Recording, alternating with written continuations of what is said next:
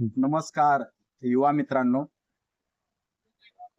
आज जर मी युवा पिढीकडे पाहिलं तर एका प्रचंड गोंधळाच्या अवस्थेमध्ये असलेली अडकलेली ही युवा पिढी दिसते. प्रचंड मानसिक तणावामध्ये असलेली ही युवा पिढी दिसते.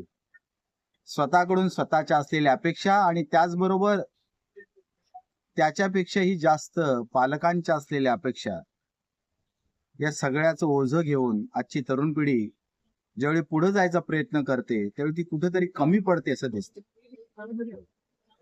हा तणाव, हे प्रश्न, या समस्या याला निर्माण करणारी भरपूर कारणं आहेत.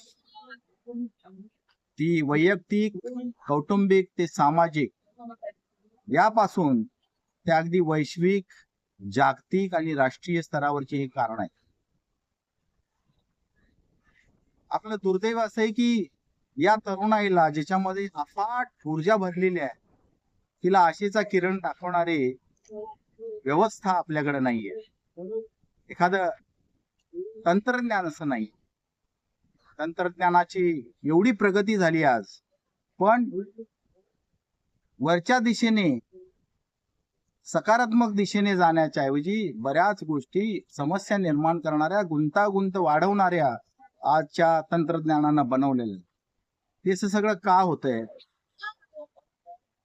आणि याच्यावर उपाय काय? आजच्या तरुणांनी नेमकं केलं काय पाहिजे, हा विचार आपण सर्वांच्या समोर मांडणार आहोत. मला एवढंच म्हणायचं आहे, बिलकुल घाबरू नका, भीती बाळगू नका. तुमचं भविष्य हे उज्ज्वल आहे. तुमच्यामध्ये अफाट शक्ती आहे, जी शक्ती तुमचंच आयुष्य नव्हे, तुमच्या कुटुंबाचं आयुष्य, तुम्ही ज्या समाजामध्ये वावरत्या त्या समाजाचं आयुष्य, त्या म्हणजे आपल्या भारत देशाचं आयुष्य हे समृद्ध करण्याची शक्ती आणि क्षमता तुमच्यामध्ये आहे. आणि ती कसं करायचं ते आपण पाहणार आहोत. भेटू लवकरच.